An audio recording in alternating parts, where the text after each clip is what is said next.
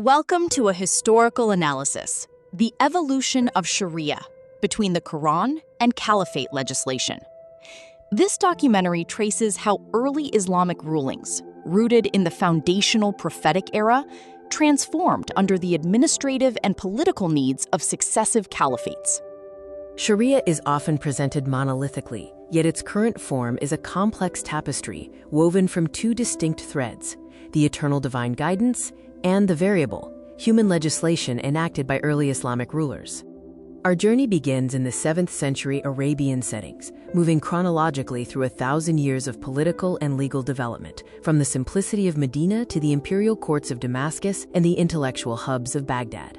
The core thesis of this study is the critical need to distinguish between the eternal divine text, the Quran, and the historical rulings, or fiqh, that were fundamentally human and administrative responses to a rapidly expanding empire.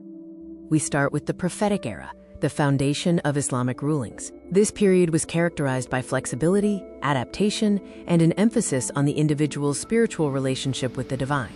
Visually, we evoke the simple, close-knit community of early Medina, focused on direct teaching and revelation, documented on early, rudimentary manuscripts and scrolls. A key principle was the emphasis on individual worship, exemplified by the hadith. The best prayer of a person is in his house, except for the compulsory prayer. This highlights a freedom in devotion beyond rigid communal obligation. Crucially, in this foundational time, early Islam lacked the structured, state-enforced religious institutions that would later define subsequent caliphates. Guidance was localized and less formalized.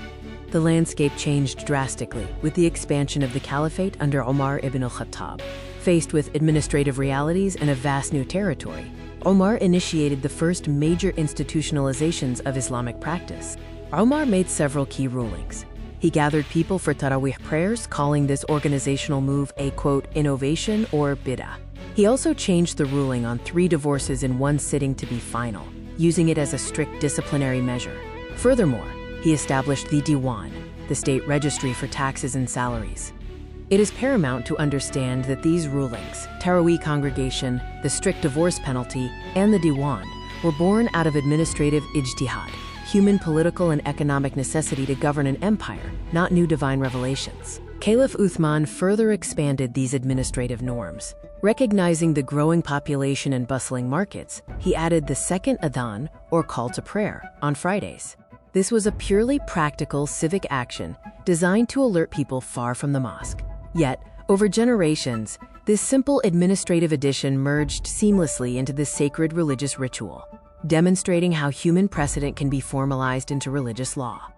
The transition to the Umayyad dynasty marked a significant ideological shift, the move from a community-based caliphate to imperial dynastic rule. This necessitated a politicization of jurisprudence, or fiqh.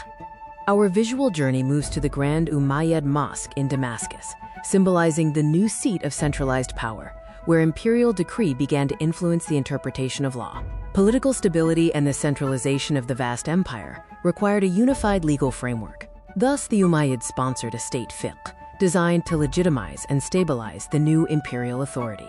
The vast flexibility that characterized the prophetic era was deliberately narrowed. Jurisprudence became a tool to serve the central authority in Damascus, shifting interpretations away from individual scholarly variants towards state-mandated unity. The Abbasid Caliphate, centered in Baghdad, brought about the final stage of codification, driven by a new intellectual fervor and the establishment of scholarly institutions. We visualize the majestic libraries and intellectual hubs of Abbasid Baghdad, where scholarship flourished, yet paradoxically, uniformity became the prevailing goal. This era saw the strict codification of the 4 recognized legal schools, or mazahib. Scholars meticulously organized and formalized the precedents set by previous caliphates into systematic bodies of law. This meticulous codification effectively closed the gates of ijtihad, independent legal reasoning. Historical human decisions made by earlier caliphs to manage their empires were now cemented, often being viewed as infallible codified, quote, divine law. In conclusion, a deep historical gap separates the eternal divine text from variable human history. A scientific necessity exists to recognize that many practices deemed sacred today, originated from the political and administrative ijtihad of rulers managing an expanding, complex empire.